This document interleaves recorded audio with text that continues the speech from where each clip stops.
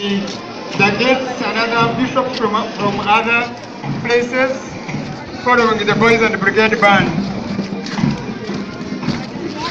The bishops are together with the guests and other dignitaries together following the boys brigade band.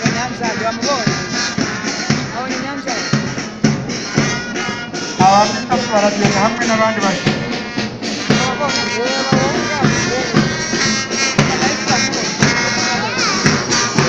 Abantu mwese mugende amafunguro yateguwe mwigeze n'abanyamafunguro.